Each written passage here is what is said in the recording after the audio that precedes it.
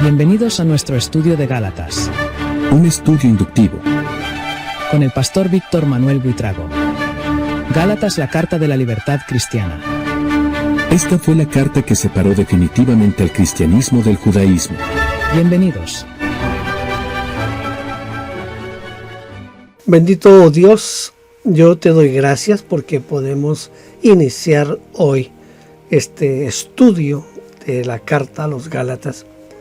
Y te rogamos que cada parte de lo que vamos a estudiar sea algo que podemos poner en práctica en nuestras vidas.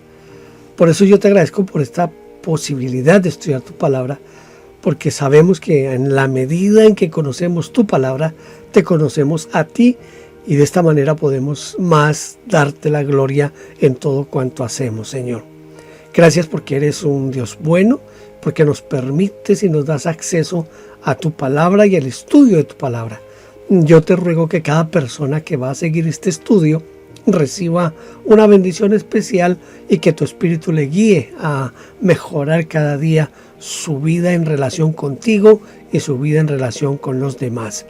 Gracias te doy, Señor, por este estudio y lo iniciamos en el nombre de Jesús para gloria tuya, Dios Padre.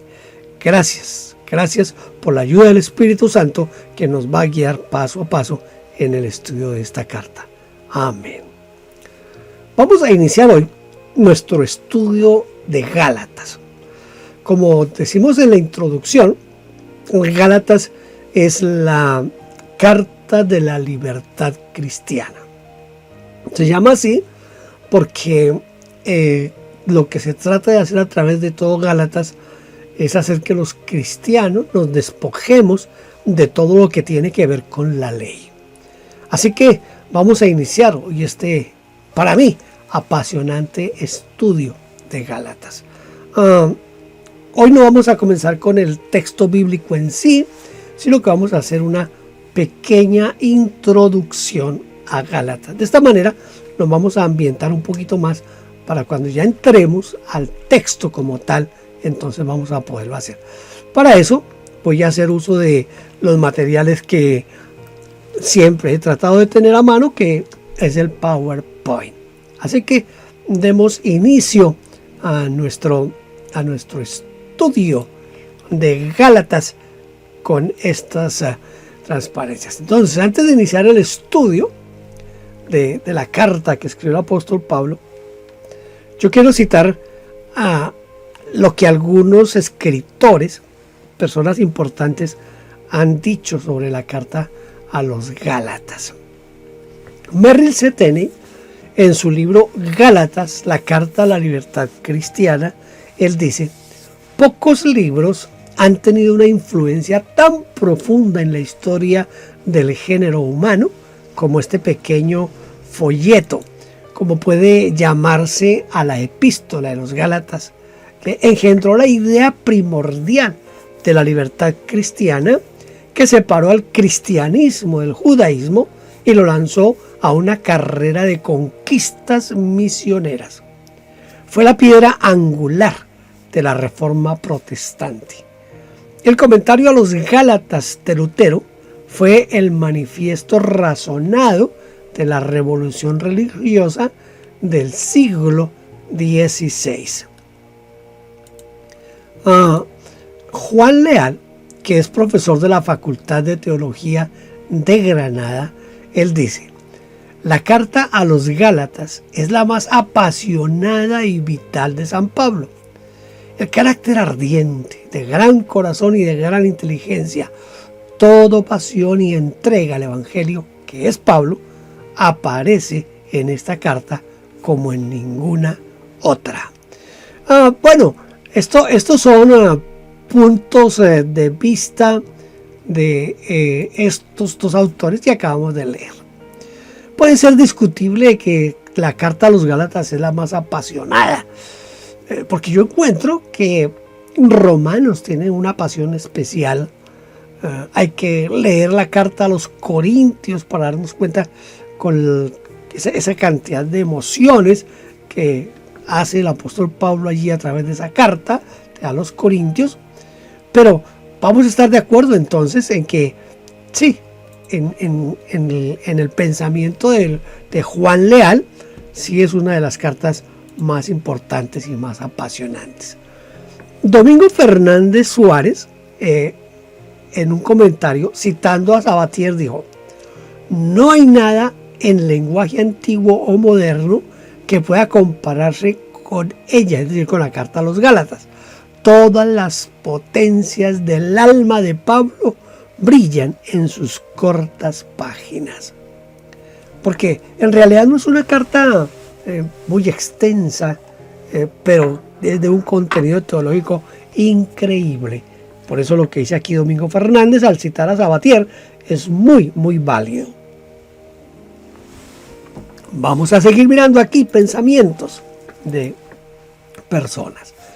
Es una visión amplia y luminosa, lógica, aguda, ironía mordaz, todo lo más fuerte en el argumento, en la argumentación, lo más vehemente en indignación, lo más ardiente y tierno en afecto, se encuentra aquí, mezclado y fluyendo en una sola corriente, formando una obra de irresistible poder. Es el final de la cita de Fernández, citando a Sabatier. Cuando Pablo se encontraba en Éfeso, esto ya es una parte de lo que se podría llamar el contexto histórico de la carta de Pablo a los Gálatas. Cuando Pablo se encontraba en Éfeso, recibió la noticia que muchas iglesias de la zona de Galacia habían sido fuertemente influenciadas por algunos predicadores que enseñaban que para ser salvos debían cumplir con la ley que Dios había dado al pueblo judío, y eso incluía las fiestas, la observancia del sábado, los ritos que acompañaban todo esto y desde luego la circuncisión. Uno de los aspectos que yo encuentro relevantes en la carta a los Gálatas hoy es que hoy la iglesia está muy permeada por cosas que van en contra de la gracia. Y la carta a los Gálatas lo que quiere hacer es resaltar la gracia y resaltar que nosotros somos salvos es por gracia y no por guardar ciertas normas que desafortunadamente hoy permean mucho a la iglesia. Entonces aquí se encuentra esa parte importante de la carta a los Gálatas.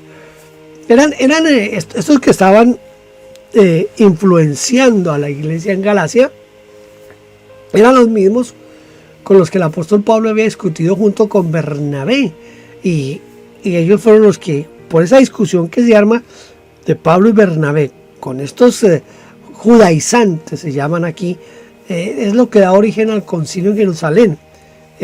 Usted lee en el libro de los Hechos de los Apóstoles, en el capítulo 15, en los versículos 1 y 2, va a encontrar que Lucas, el médico amado, describe esta situación.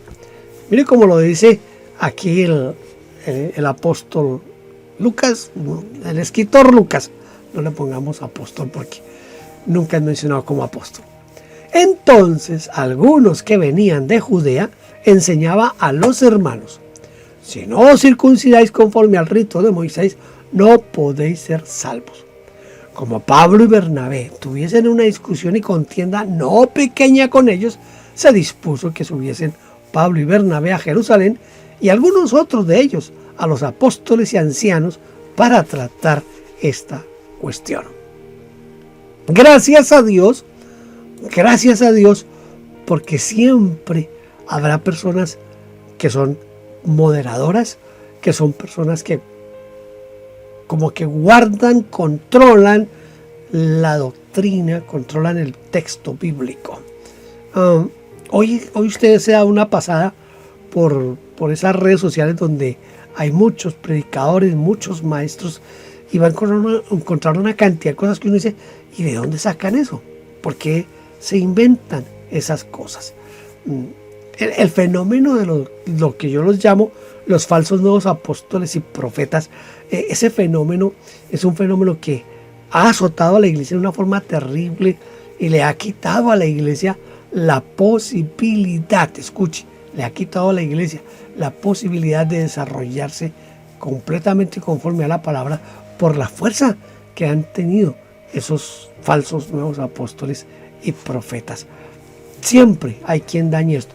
Aquí son los judaizantes, pero en un acto de sabiduría, ellos van a ir a las autoridades, en este caso a los que estaban en Jerusalén, que se consideraban como los guardianes de lo que el Señor Jesús había enseñado.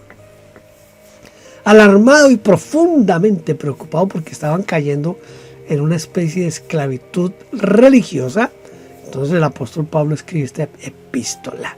Vamos a ver más adelante, a partir de la lección número 2, vamos a mirar esos aspectos por los cuales se estaban alejando de la palabra de Dios los hermanos en Galacia.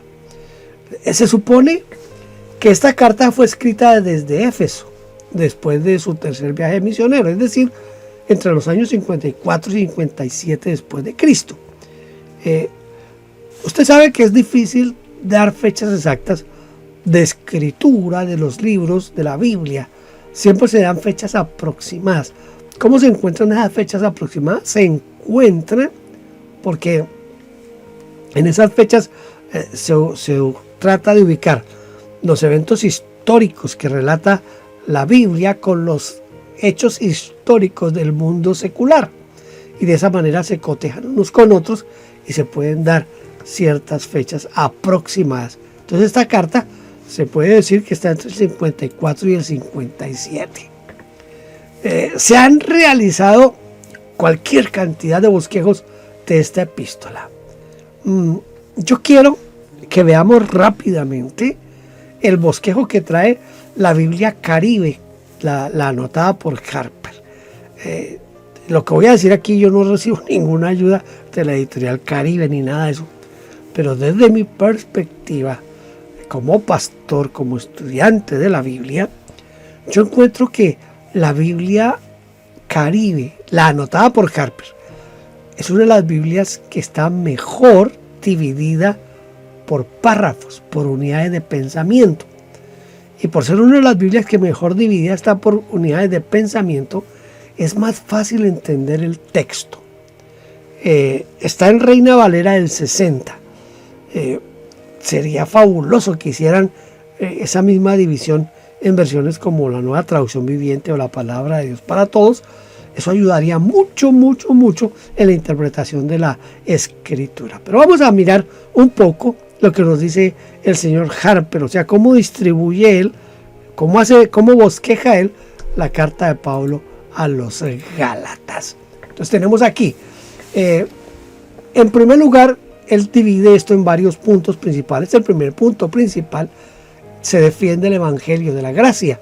Esto está entre el capítulo 1, el versículo 1 hasta el capítulo 2, versículo 21. Hay una introducción, que es generalmente lo que Pablo hace en todas las cartas. En segundo lugar, el Evangelio de la Gracia es dado mediante revelación divina. Aquí es donde comienza a ponerse interesante la carta a los Gálatas. Esto es en el capítulo 1, versículos 10 al 24. En tercer lugar, el Evangelio de la Gracia es aprobado por el liderazgo de Jerusalén. Note lo que dijo Lucas en Hechos 15. Entonces, allí extienden la mano a Pablo y a Bernabé, los apóstoles. Esto está en el capítulo 2, versículo 1 al 10. El Evangelio de la Gracia es vindicado al reprender a Pedro. El incidente con Pedro no fue un incidente menor, fue un incidente un poquito complicado. La segunda división principal en el bosquejo que nos hace el señor Harper, se explica el Evangelio de la Gracia. Esto está entre el capítulo 3, versículo 1, al capítulo 4, versículo 31. El Espíritu Santo se da por la fe, no por las obras. Esto está en el capítulo 3, versículos 1 al 5. Abraham fue justificado por la fe, no por las obras. Capítulo 3, 6, 9. La justificación es por la fe, no por la ley. 3:10 al 4:11. Cristo nos redime de la maldición de la ley. 3:10 al 14. El pacto abrahámico no ha sido eliminado por la ley. 3:15 al 18. La ley nos es dada para llevarnos a la fe. 3:19 al 22. Los creyentes están libres de la ley. 3:23 al 4:11. Gálatas reciben bendiciones por la fe y no por la ley. 4:12 al 20. La ley y la gracia no pueden coexistir. ¿Cómo sería interesante que muchas iglesias hoy entendieran este aspecto? Que la ley y la gracia no pueden coexistir. Si usted mira en este punto principal 2, el segundo punto principal, se ve un desarrollo espectacular del pensamiento paulino en este asunto de la fe, la gracia contra la ley, las obras. Mire la forma en que está. Voy a volvérselo a leer. Espero no estar aquí lloviendo sobre mojado. Pero quiero resaltar esto. Mire, el Espíritu Santo se da por la fe, no por las obras. Abraham es justificado por la fe, no por las obras. La justificación es por la fe, no por la ley, por las obras, ¿no? Entonces es un orden lógico y es bien interesante cómo lo desarrolla el apóstol Pablo aquí en su pensamiento en Gálatas. El tercer punto principal se aplica al evangelio de la gracia. Está entre el 5:1 al 6:18. La posición de libertad. Dice Pablo, quédense firmes. Ahí como están, ahí están bien. Práctica de la libertad. Amados los unos a los otros. 5:13 al 15. Poder para la libertad es andar en el Espíritu. El andar en el Espíritu es lo que nos da el poder para andar en libertad. 5:16 al 26. El conflicto entre el Espíritu y la carne está en el 5:16 al 18. Y viene, creo que estos son los pasajes más conocidos de Gálatas por la mayoría de nosotros, que son las obras de la carne y el fruto del Espíritu Santo. Luego viene la ejecución en la libertad. Dice Pablo, haced bien a todos. 6 del 1 al 10. ¿Cómo le vamos a hacer bien a los demás? Llevando las cargas los unos de los otros y de no cansarnos de hacer el bien. Para terminar, para concluir su carta al apóstol Pablo, entonces motiva, ¿sí? Hay unas motivaciones de los circuncidados y hay unas motivaciones del apóstol Pablo. Este es el bosquejo que nos ofrece el señor Harper en la Biblia Caribe. Les recomiendo, si usted quiere una buena Biblia para estudiar, para comprender la palabra, compre la Biblia Caribe con notas de Harper. Trae una cantidad de elementos que son fabulosos. Esa Biblia la he estado utilizando, yo creo que ya como por unos 30 años, he estado utilizando la Harper Caribe. Ahí está la ficha bibliográfica, bosqueos de la Biblia Caribe para el estudio y la enseñanza. Yo lo tomé de la versión electrónica de la editorial Caribe. Aquí estamos en el mapa donde podemos mirar algunas cosas bien importantes. Si usted mira aquí en este mapa, espero que mi cursor se esté viendo allí. Si usted mira que en este mapa, en esta parte, no hay una ciudad que se llame Galacia, porque no hay una ciudad que se llame Galacia. Galacia era un territorio. Usted ve aquí que dice Galacia. También había un territorio que era Capadocia, otro que era Cilicia, otro que era Siria, Frigia, Misia, y que esos territorios tenían ciudades. Por ejemplo, aquí en esta parte usted puede encontrar las iglesias a las cuales el apóstol Juan escribe en Apocalipsis, ¿sí? Pues aquí no están en el orden en que están en Apocalipsis, pero aquí se las menciono, porque está la iglesia de la Odisea, Filadelfia, Esmirna, Tiatira, Éfeso. Son las iglesias, pero que están en el Asia, lo que se llamaba el Asia Menor, esta parte del Asia Menor. Bueno, todo esto es el Asia Menor, toda esta parte que está como en un poquito color ladrillo, vendría a ser el Asia Menor. Y ahí en ese lugar aparece lo que es la región de Galacia. En la región de Galacia había varias iglesias. Entonces, cuando Pablo escribe a los Gálatas, que es los de Galacia, está escribiendo no a una ciudad en particular, sino a varias iglesias que estaban aquí en Galacia. Esto para que entienda un poquito también esa parte importante. Los otros lugares son lugares comunes al Nuevo Testamento y también a las epístolas paulinas, a los viajes misioneros por donde Pablo circulaba. Usted lo va a encontrar en mapas. Generalmente todas las Biblias al final traen una serie de mapas, y en esas Biblias casi siempre hay mapas dedicados a los viajes misioneros del apóstol Pablo. Muy bien, entonces seguimos aquí con nuestro... En cada lección vamos a tratar de memorizar un texto bíblico. Algunos consideran que el pasaje principal, el pasaje central, el versículo central del libro de Gálatas está en el capítulo 5, versículo 1. Miremos por qué algunos piensan eso. Dice, para libertad fue que Cristo nos hizo libres, por tanto permaneced firmes y no os sometáis otra vez al yugo de esclavitud. Ahora, ¿por qué este versículo es fundamental para considerarlo como un versículo clave?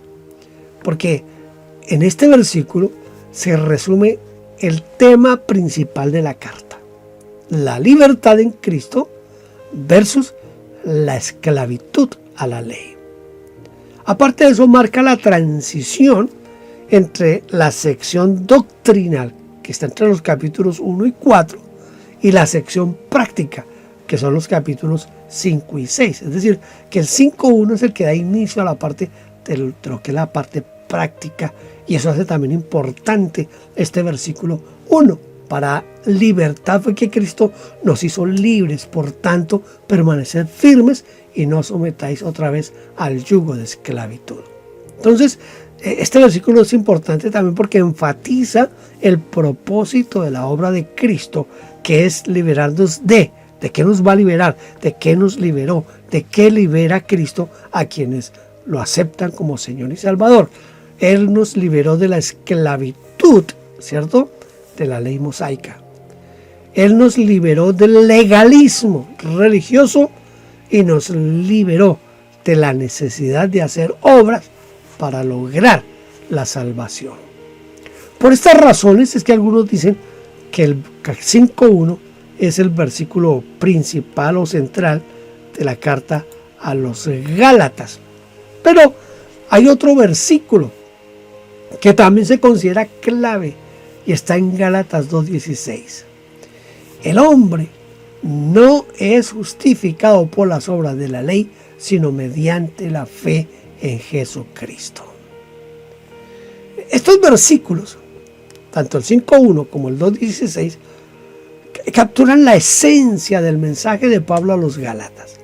¿Cuál es la esencia del mensaje de la carta a los Gálatas? La justificación es por la fe en Cristo, no por las obras de la ley. Y esta verdad nos trae una verdadera libertad espiritual. ¿Qué le parece? ¿Cuál cree usted que sería el versículo más central, más importante, más clave en la carta de Pablo a los Gálatas? ¿Este 2.16 o el 5.1? El 2.16 tiene mucha fuerza. El hombre no es justificado por las obras de la ley, sino mediante la fe en Jesucristo. Alguna vez yo pensé que el versículo principal de Gálatas era el versículo, capítulo 2, versículo 8, pero mire, otros piensan diferente. Vamos a tratar de profundizar en algunos aspectos específicos de estos versículos dentro de la carta en general. O sea, no sé por qué me quedó aquí un signo de interrogación. Vamos a tratar de profundizar en esos aspectos. Entonces, comenzamos aquí con Gálatas 1, del 1 al 5, pero esto es parte de la lección próxima, que sería la lección 1, porque la que estamos terminando hoy es la lección de introducción, la introducción al libro de los Gálatas. Espero que esta introducción nos ayude un poquito a comprender algunos aspectos cuando ya estemos haciendo el estudio inductivo, tengamos como este panorama de Gálatas. Gracias por estar aquí conmigo. Espero que esté en la lección número 1, o esté en la lección introductoria, pero la lección 1 vamos a empezar ya con el texto mismo de Gálatas para ir haciendo un estudio inductivo. Lo espero en el siguiente estudio. Dios le siga bendiciendo, lo bendiga más de lo que lo ha bendecido hasta ahora, porque siempre para nosotros cada día vienen nuevas bendiciones de parte de nuestro Dios. Dios le bendiga.